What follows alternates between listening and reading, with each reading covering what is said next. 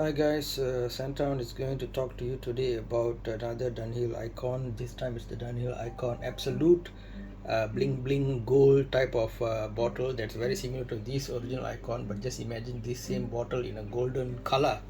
Alright, so yeah, gold and Oriental or Middle East kind of note inside there, so they were going for a certain theme right here, and it came very soon after the original Icon.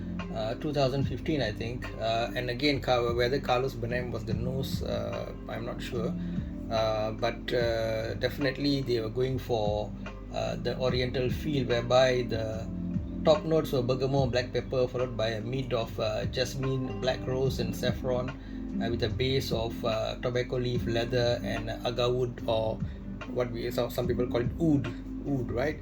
So, what's my take on this? Okay, first of all, it's got performance issues. It's got some projection issues. There are some people who's very happy. They say they get it 6-7 hours, but for me, no, not really. I have to admit that the original Icon is one of the best projecting perfumes I have, whereby people ask me, "Hey, what are you wearing?" I seem to recall this scent some time back and whatnot, but the others not so much. The I don't think, see, among the notes, I think wood is one of the more difficult note to get right, because it can easily tip over into skanky, and then you have to be very careful with the other notes you put together with it. So when you add a leather and tobacco to wood, you risk making it go more into the disagreeable side of things. Usually people will try to balance out wood or incense with something like a rose. If you blend it well, then it can be a good perfume. So I find that I my nose takes in a lot of skankiness when the moment the perfume says oud, I'm on a bit of a high alert, because I worry it's going to go into the skanky side, and oftentimes it does. Okay, so if somebody can do oud well, I'm going to really respect that perfumer and that perfume, because it's not a shortcut. It's not an easy, like let's say some citrus perfumes, you just throw some lemon or some orange inside and everybody's like, wow, fresh, right? It's not an easy thing to work with. So in a sense, if you want to judge the caliber of the perfumer, perhaps you should check out their oud creations, right? So you can go into animalic, civet and all these skanky territories. Okay, it can easily do that, and to me somewhat it does. This particular Icon Absolute does do that to me. Okay, okay, now is there anybody who did Icon oud well? Yes, I remember once, years ago, at a department store, they had this small, like a cubicle kind of a place, where there was one salesperson touting this Middle Eastern perfume. At that time, I wasn't so deep into collecting or anything. I just, like, took a whiff. The bottle was black, and its surface was like, one of those mud wall bricks, kind of a irregular kind of a surface. It was a matte black in color with, I think, silver or gold atomizer, and I loved it. I didn't even know the brand. I sprayed on it. It was just quality stuff. I don't think it's just oud. Definitely incense and all those things were there. Maybe wood was more on a lighter tone there. And I loved it. I just bought it. I didn't even care that it was like literally no brand.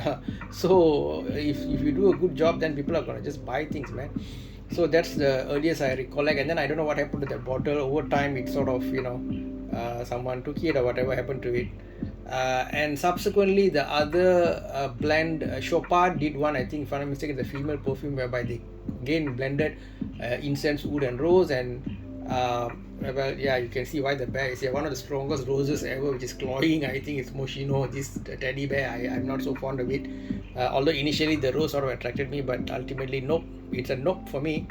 I'm a more traditionalist, I guess. Well, now coming back to our story of the yin and yang, or the blend of the oud and the rose.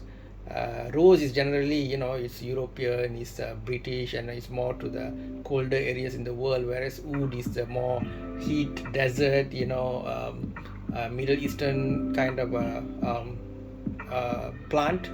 Of course, other places like Iran and all, you do grow roses there. I mean, I'm just like, just what do you call it? Flow with me here, right? So there's the yin and yang element to it. And one brand that did it very well is a niche brand, Montal, which is a sister concern of Mansera. I had a chance to smell their rose incense or wood combo, which has done well, right? So sorry for going on a tangent, but just to give you a more of a helicopter or a overview of the theme that this Dunhill Icon Absolute is trying to achieve. Unfortunately, the so-called black rose in this mid portion of this perfume is barely there. I don't really get it, right? So because of the domination of leather, tobacco, wood, I think it went too much into the skanky side of things, and that's disappointing. So I can only give this one. Projection is also not good, you know. I don't see, the only cool thing, if you want to call it, is the bling bling bottle of gold, right? So I can only give this a 1.5 out of 5, guys. That's the scenthound score for Dunhill Icon Absolute. Okay, that's all from me. Share your comments, what you feel about this perfume in the comment section. Otherwise, take care, much love, bye bye, see you in the next one.